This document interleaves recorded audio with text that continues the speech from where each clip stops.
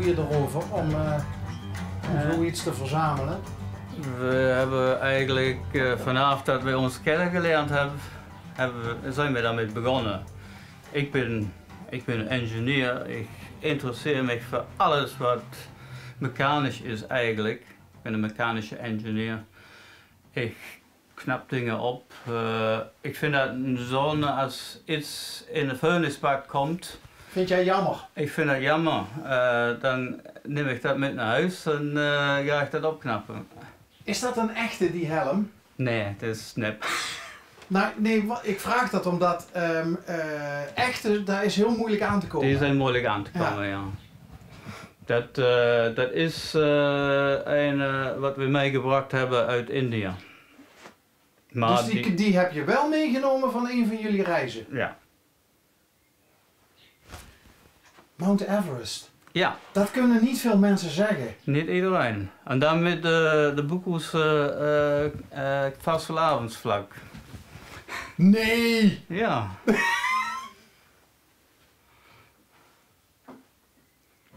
Nee, geweldig. Maar we hebben ieder jaar geprobeerd iets spannends te doen. Amazones, gorilla-trekking in Oeganda. We gingen gewoon met Indianen in de Amazones wonen voor een paar weken. Met de motor in de Sahara. Wat zijn dit? Dat zijn piranhas. Heb ik ook een keer gedaan. Ja? Ja. Ik vind het lekker hoor. Nou, wij hebben ze aan de schipper van het bootje gegeven. Oh ja. Dat was zijn avondeten dan. Oké. Maar het was, er werd wel afgeraden om te gaan zwemmen. Ik heb daarmee gezwommen. Die pikken op die bijnen of zo wat, maar dat was niet zo gevaarlijk. Echt niet. Okay. Maar er zijn verschillende soorten van piranhas. Hé, maar dit is echt een beetje wat jij net zei. Wij willen graag onderdeel uitmaken van de... Ja. Of onderdeel, we willen proeven van de cultuur. Ja. Kijk, dit zijn niet de gemiddelde toeristische foto's, in hè? principe was dat een beetje oorlogsgebied. Er waren veel problemen daar, maar dat was heel leuk om te zien om die mensen, die meningen van die mensen wat daar wonen te horen. Ja. Hoe hoog zijn jullie trouwens geweest, Mount Everest? 7.500 meter. We zijn niet helemaal tot boven geweest. Je mag dat eigenlijk niet, dat kost veel te veel geld. Maar was dat alles zonder zuurstof? We hebben geen gids, we hebben geen scherpers. We hebben dat alleen gedaan, alleen ons twee.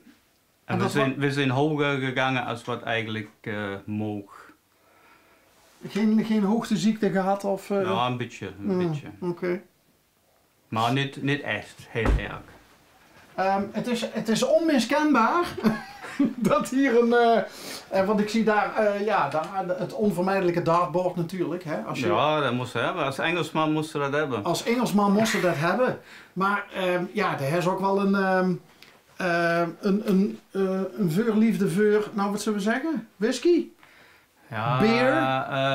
We hebben heel veel verschillende soorten drank meegebracht uit het...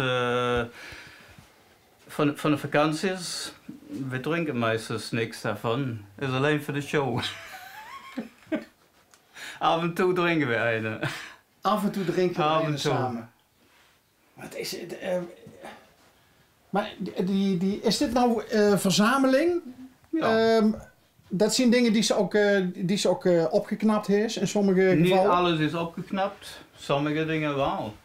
Wat is dit nou, in godsnaam? Ja, de Nederlandse woord daarvoor weet ik niet. Knittingmachine. Een breimachine? Een breimachine, ja. Nee. Ik denk van 1800, 1850, van de soort tijd. Irmgards broer, der woont in het klooster in Steyr. En soms als ze aan uitruimen zijn, krijgen we wat. Is hij een geestelijke? Ja, der woont 64 jaar in het klooster. Dat is ook een levensdoel, hè? Dat is een leven, ja. Leven in dienst van God. En dat is het belangrijkste. Ja. Nou, misschien in deze ruimte enigszins apart vind ik je staat hier tussen allerlei dingen uit de geschiedenis. Industriële revolutie. Industriële revolutie. Maar als je dan zo'n enorme flatscreen ziet.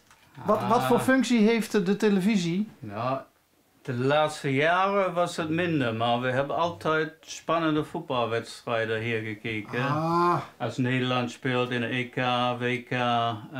Soms hebben we 20, 30 man hier binnen. Ruimen we alles uit en dan zitten we hier met veel mensen voetbal te kijken. Is heel leuk, maar ja, Nederland was niet zo goed de laatste tijd.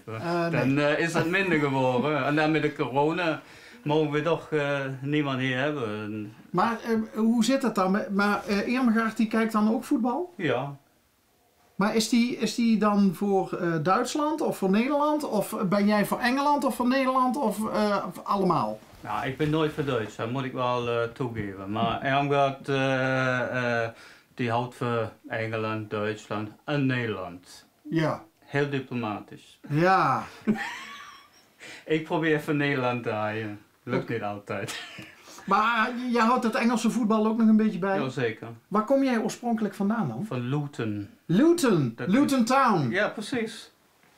Ja, wat spelen die tegenwoordig nog? Die spelen in de Championship. Oh, dus dat is de tweede divisie? Liga, ja. Ze zijn op de 12e plaats, dat is niet verkeerd. Kom je nog wel eens in die contrée? Heb je nog familie wonen in Luton? Mijn opa woont in Luton. Als Irmgard ziek was hij ook ziek. We hebben hem hier naartoe gebracht. En hij is hier, had hier een heel goede jaar gehad. Hij is nu overleden, maar... Jouw opa? Mijn opa.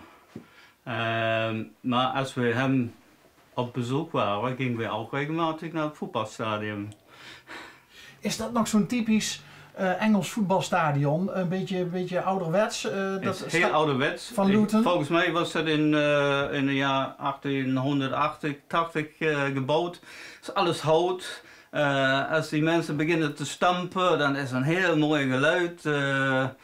Als ik jong was, ging 25.000 mensen daarin. Nu is het, moest alleen zitten, 6.000 mensen of zo. Maar het is een geweldige stemming daarin.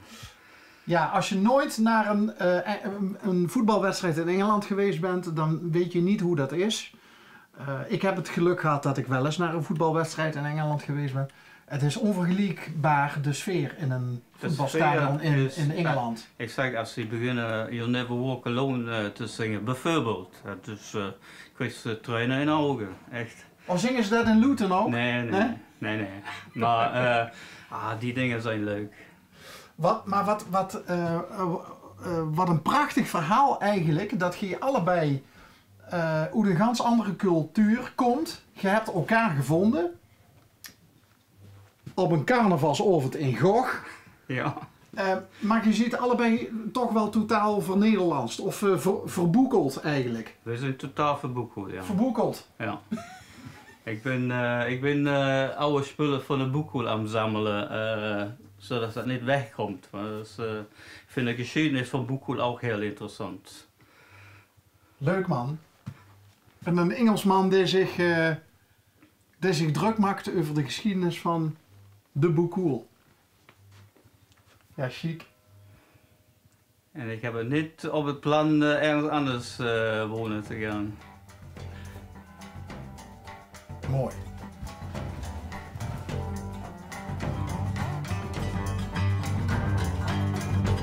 Truly unbelievable. Ik heb niet de helft gezien.